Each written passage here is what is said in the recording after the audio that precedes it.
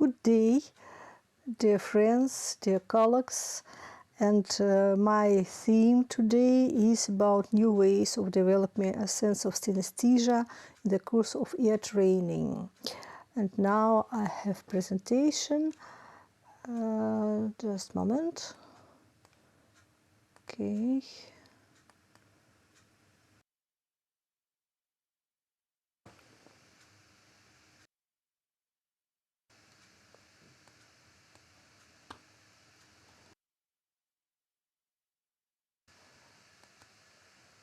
Okay.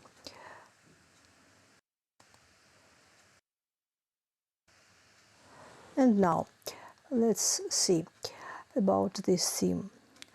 The modern methods of development of music ear are not only new styles and new technical possibilities. Now these are new technological approaches to music education, to the training of the professional music ear. The coordination of roots in the world synesthetic and psychotechnics, psycho-soul, techne skill, explains the general meaning of the use of psychotechnics in solfeggio, I mean in ear training. The use of psychotechnical techniques helps the musical ear to develop faster. The term of synesthesia is interpreted as a condition in which a sensory experience, normally associated with one modality, occurs when another modality is stimulated. And this phenomenon has been an object of numerous investigations in the field of visual arts. In the field of music, the main accent is traditionally on color hearing as experience of color with auditory stimuli. Among the eminent musicians, we may recollect Russian composers Nikolai Rimsky-Korsakov and Alexander Scriabin. According to their synesthetical mental models, each sound of the music scale had its personal color. I would like to add that it was Russian musician Konstantin Saradjev, a Russian bells chime performer, who had original and highly developed synesthetical perceptual system for music. He could distinguish in each music tone not only its color, smell, and numeral meaning, but even also human sex. And he even could distinguish 1701 tone in the frame of octave. It's incredible, of course. And the other psychological aspect of our theme is connected with musical perception, of course. It is well known that emotional barriers are one of the most serious difficulties in the process of successful music performance and perception. And there is usually an emotional difficulty to oral perception in the 20th century music. For today, only a few elements of contemporary music with its dissonances and vague tonal bases have been used in practical ear training as a part of students' academic curricula. It would be a one-sided decision to explain such a situation only through the rigid structure of educational system. It just speaks for a necessity of a complex approach to the decision of such a problem. Naturally, this approach also must combine musicological and psychological methodology, including synesthesia. And now I would like to present you the core of my method of teaching synesthesia hearing. My approach is based on my long-term scientific and practical experiences at the Moscow Conservatory and the Central Music School. This is, you can see the main starting points. The theory and methodological approaches were completely developed and described in detail in my monograph Solfeggio, Psychotechnics of Ear Training. This is my book. And here is an example of a table of the main submodalities just now. This is within the three main sensory modalities, visual, auditory, and kinesthetic. And below it is the list of main visual, auditory, and kinesthetic submodalities within these three modalities. And it is from the psychological theory of neuro-linguistic programming, as you know. And now I'll try to explain you how it is to listen to music with this table, listening to music chords. Let's play and listen.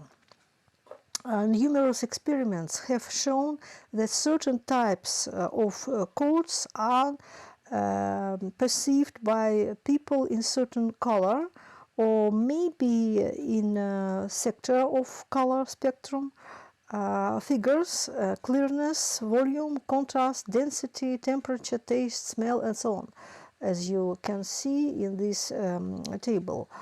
And thus chords with pentatonic bass, like this one, I think we can, this one chords with pentatonic bass and are linked in the listener's perception with something natural, warm, sweet, fresh, relaxing, etc. Maybe it may be without angles, maybe something round and something very pleasant for hearing, for have a picture, mental picture, I mean. And on the contrary, so-called Webern style chords, like this one, like this chords, they often associated with cold colors, maybe crystal in structure, crystal, like cave, chemical smell, and somehow pain feeling. It's not very comfortable for us. And as to chords in Spanish style, like this one, I mean Spanish mode, like this. They were perceived usually perceived in red spectrum as aggressive, spicy, and something hot.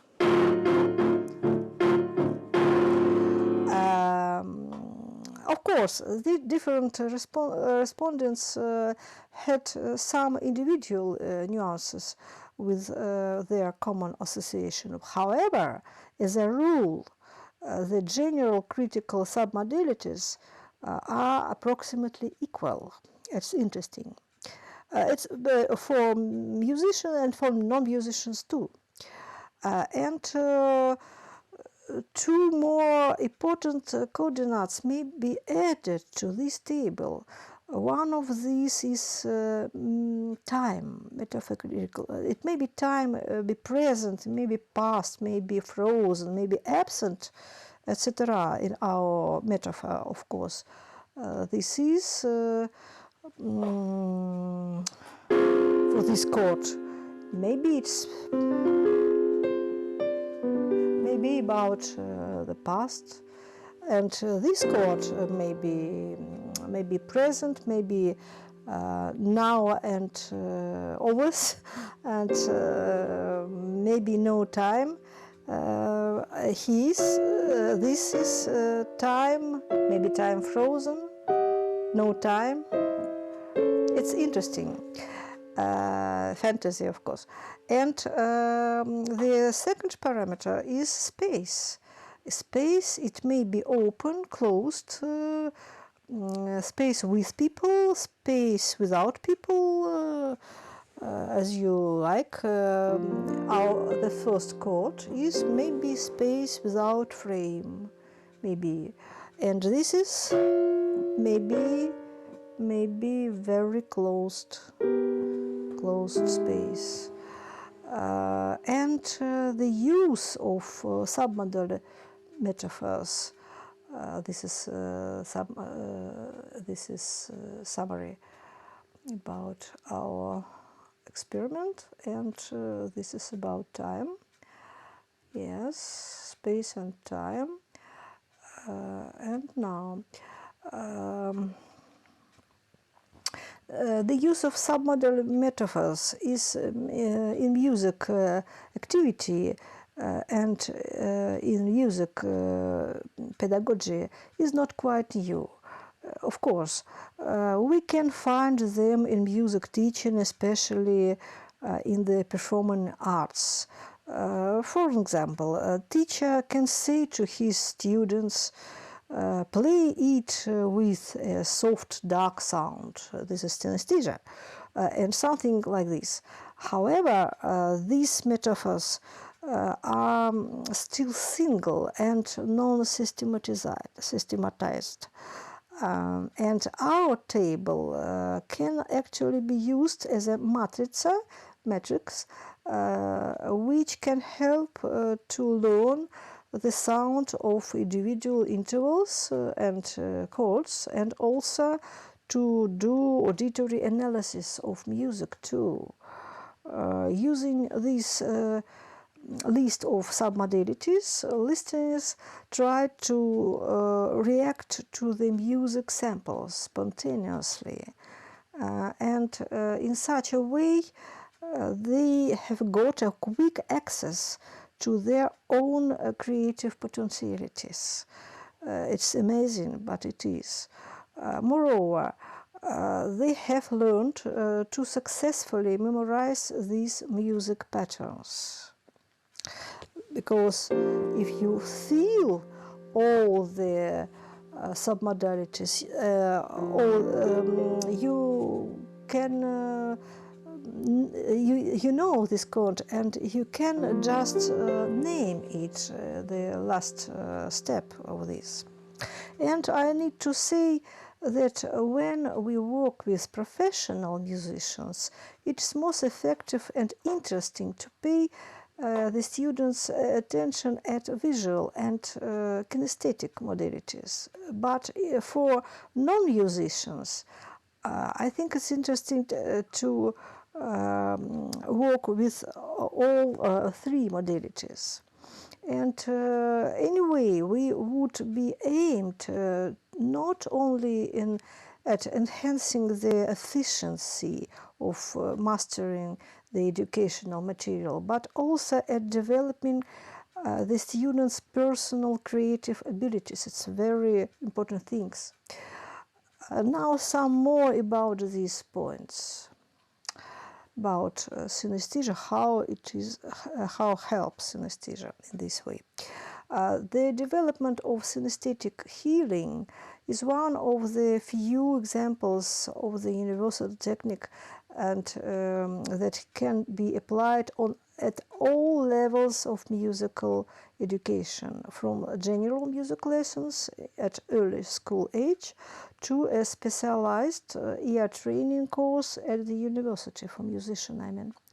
And thanks to synesthetic hearing, the student can enter doors previously close to him. For example, to recognize chords not only from the basis of singing them, from the bass or soprano, I mean from the bass to soprano, but identify them also by other extra auditory parameter: density, muscle dynamics. I mean muscle dynamics.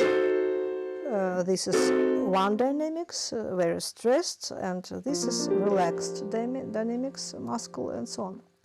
At the university, synesthesia helps to master many new chords from modern music language in a short time. I mean, like this one.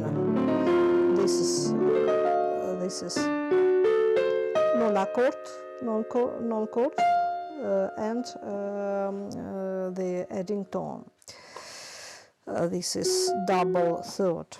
One of the additional psychological and pedagogical results are the fact that listeners get tools to change their beliefs if they want to do it. For instance, your students use to think often that synesthetical hearing is an attribute of only a few eminent musicians like Scriabin or Rimsky-Korsakov. During several musical sessions, students begin to discover that they could hearing not only in color but also in touch, taste, etc. And this amazing discovery raises their creative feelings and strengthens their interest into music. Application my methodology can remove the most frequent limiting presuppositions and even everyday fears regarding synesthesia, and it can stipulate the following. I mean, I think these two slides. Yes, the feeling of synesthesia is inherent in each of us and not only in selected musical geniuses. Music synesthesia is not limited to so-called color hearing, and the manifestations of synesthesia in sensory perception do not indicate that a person is mentally not completely healthy. This fear maybe. And active work of the right hemisphere that arise as a result of the synesthetic approach increase, first of all, the creativity. And synesthesia brings with it a brighter and a richer hearing of music. It contributes to the deeper development of music, performing and listening. For performers and for listeners too, it's very helpful. The regular practice of synesthetic perception of music actively develops functions that brain zones which are responsible for a non-standard creative approach to the sensory information. It's a very important thing for our brain. And in conclusion, I'd like to say that my method of synesthetic mastering of classical and modern chords now is successfully used in various sectors of music education and all levels of professional and non-professional music education. And some more materials concerning synesthesia, my materials, I mean, you can see at my personal page in the social network for musicians, Plain.com. This is special network for classical and traditional and jazz musicians. This is my materials in articles, and it may be video and audio materials too. For instance, my article about synesthesia, and so on. And thank you for your attention for my presentation. Bye.